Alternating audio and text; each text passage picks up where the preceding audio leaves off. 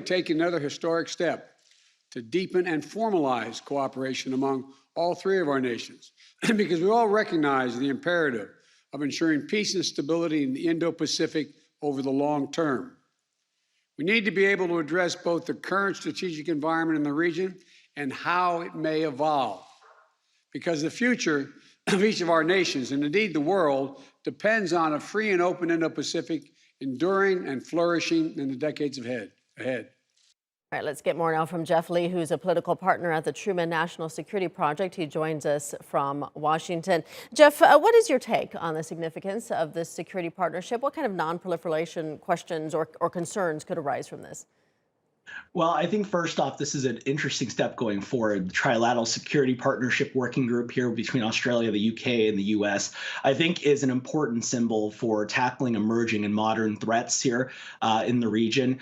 The cooperation on technological areas, and yes, there's been significant conversation on the nuclear submarine capabilities, but actually I think there's worthy inspection in the artificial intelligence, quantum, and cyber questions that these three countries are going to be discussing over the next 18 months.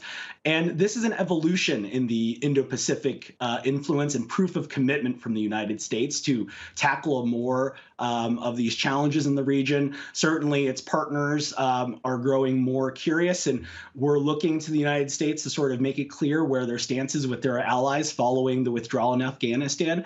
And I think it's a little too early to tell to see, how these steps will go here, but certainly a positive step in the direction of engaging in the region. But how is this likely to affect Australia's diplomatic relationships?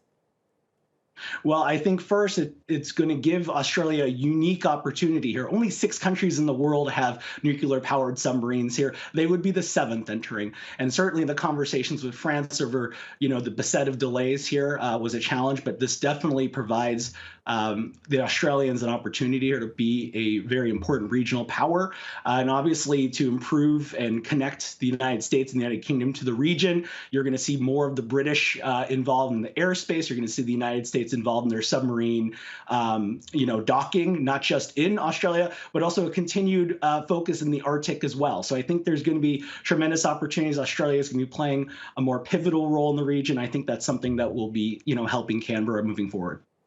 None of the leaders who made this announcement mentioned China, but of course that is the big factor here, is managing the rise of aggression, I guess, from Beijing. But how might we likely see China react? Because they tend to not take kindly to these kinds of things. Well, I think, the vice president's trip to Vietnam and Singapore last month was a part of those conversations and steps of engagement. It's clear that the Chinese government has been more assertive in the South China Sea. And this is an important step forward to say that this is a long-term play for the United States to complete its pivot to the region. The Chinese have been more hostile in its maritime affairs. There's been a growing Chinese government, stockpile of missile arsenals here.